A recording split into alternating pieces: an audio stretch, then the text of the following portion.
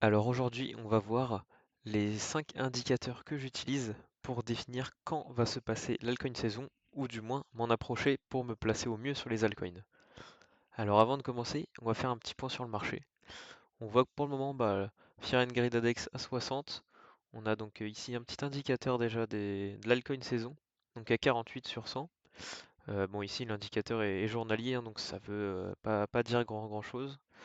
On voit ici la market cap totale de toutes les cryptos. On est pas loin du top hein, quand même, on est à 3,6. Donc le top on est à 3,7 à peu près. Donc 1000 milliards de dollars sur le marché. Donc ça reste énorme hein, bien évidemment.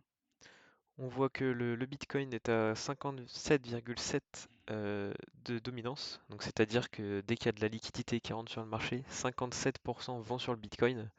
Et on voit qu'en deuxième position, on a l'Ethereum avec 11,1%, ce qui est déjà pas mal, c'est un bon début, mais on n'y est pas encore pour l'altcoin saison. Et là également, on voit ici sur les 30 derniers jours les flux nets sur les ETF Bitcoin et Ethereum. Donc on voit que sur les 30 derniers jours, quand même, c'est très positif, hein, plus 526 millions de dollars. Ça reste énorme. Alors avant de rentrer dans le vif du sujet, on va faire un petit point également sur le Bitcoin. Donc on voit en vue daily qu'on a un petit triangle de compression ici, donc qui est généralement casse à la hausse. En plus de ça, on a une belle séance, pardon. Donc elle est quand même pas mal. Et puis elle a une belle target, hein. Si on la calcule ici directement, la target, on arriverait hop, à peu près, on vise ouais, quasiment les 120 000 dollars, hein, juste avec cette ta séance. Donc ce serait vraiment pas mal. Et puis c'est plutôt probable au vu de la map de liquidité et autres. Alors comme je vous en parlais juste avant, on a l'indice d'altcoin saison. Donc bien évidemment, tout à l'heure à 55, c'était en journalier. Et nous, ce qu'on regarde, c'est en annuel.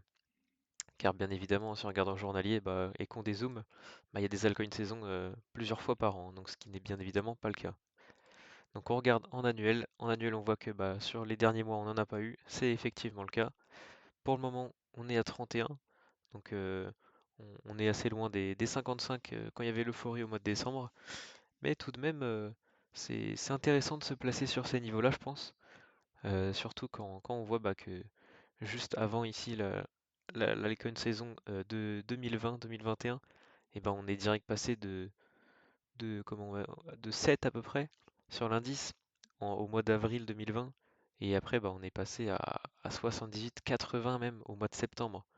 Donc en seulement 5 mois, même pas, c'est en 5 mois, et l'Alcoin saison a eu lieu, elle a démarré en tout cas, et énormément de profits ont pu être faits.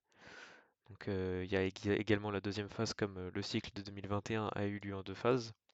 Et on voit que sur la deuxième phase également, ça a duré pendant quelques mois, hein. Donc on est rentré à peu près ici en avril pour en sortir à la fin en janvier 2022. Donc la phase a été longue quand même, quasiment 8-10 mois. Donc c'est assez long.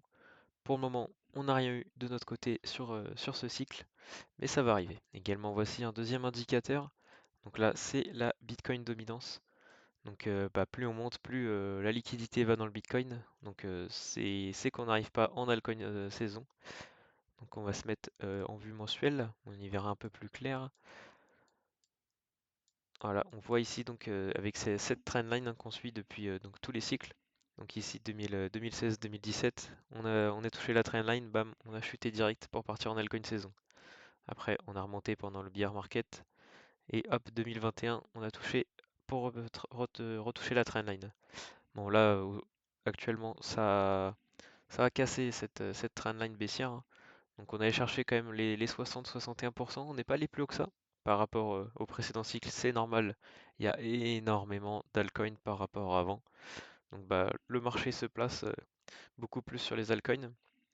Mais en revanche, on a une belle zone ici ouais, à 60-61%. Et donc on devrait la casser par le bas pour aller chercher donc cette fameuse trendline ici. Donc si on suit à peut-être 2025-2026, donc par là, au 40% de dominance à peu près sur le Bitcoin.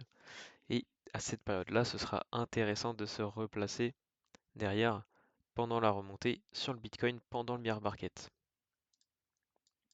On a également ici un deuxième indicateur, c'est le graphique ETH, la paire ETH-BTC.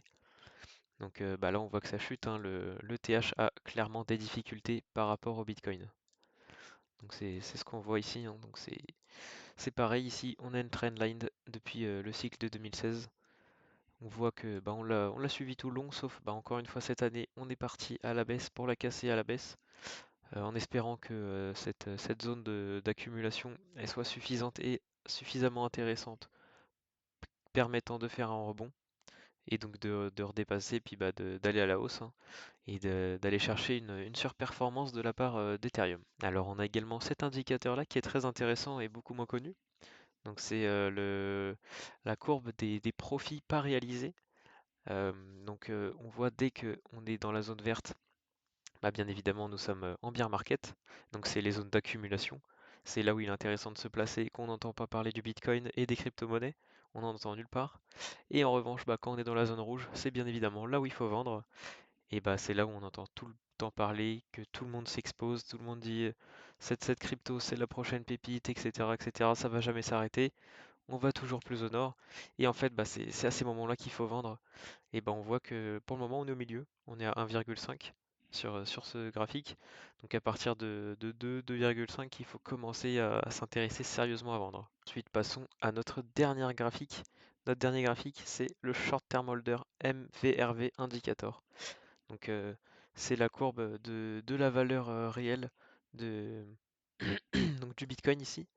On va zoomer un petit peu plus, ce sera un peu plus intéressant. Et donc on voit que bah, tout le but c'est que la valeur moyenne, c'est le gros trait rose au milieu. Donc si on tape en bas, donc là, ici on le voit mieux avec tous ces points bleus, bah, c'est des zones qui sont intéressantes pour recharger. Et en revanche, bah, si on va chercher les points hauts, c'est des zones intéressantes pour vendre. Donc comme on voit, hein, tout le long du graphique, là par exemple, ici ça aurait été intéressant de vendre, ici vendre, vendre, vendre, pour racheter ici plus bas. Là c'est pareil, on recommence, on vend, on rachète plus bas. Et donc là, pour le moment, on est au-dessus, au-dessus de la moyenne, mais la zone de vente n'est pas encore au top. Et si vous voulez profiter de nos groupes, euh, et si vous voulez profiter de nos groupes sur WhatsApp, n'hésitez pas à les rejoindre. Le premier est gratuit. Il y a des infos en tout genre avec pas mal de monde, avec des débutants comme des plus avancés. Ça permet d'avoir des échanges assez constructifs sur tous les domaines dans le domaine de la crypto. Et puis bah, également, n'hésitez pas à venir me rejoindre sur tous mes réseaux sociaux. Et là, ce que vous trouvez ici dans le groupe VIP, c'est donc les actus et infos du marché, bien évidemment de manière assez structurée et organisée, des analyses de projets à faible capitalisation, des accès à nos portefeuilles et positions, si vous cherchez de nouvelles cryptos à ajouter à vos portefeuilles par exemple, et des infos exclusives d'initiés, car oui, dans notre groupe, on connaît du monde chez Curve, Aave par exemple, et puis bah, également on répond à toutes vos questions, quelles qu'elles soient. Donc voilà, c'est tout pour cette vidéo. Si vous avez aimé, n'hésitez pas à vous abonner, lâcher un petit pouce bleu, ça me ferait plaisir pour essayer d'agrandir cette chaîne YouTube.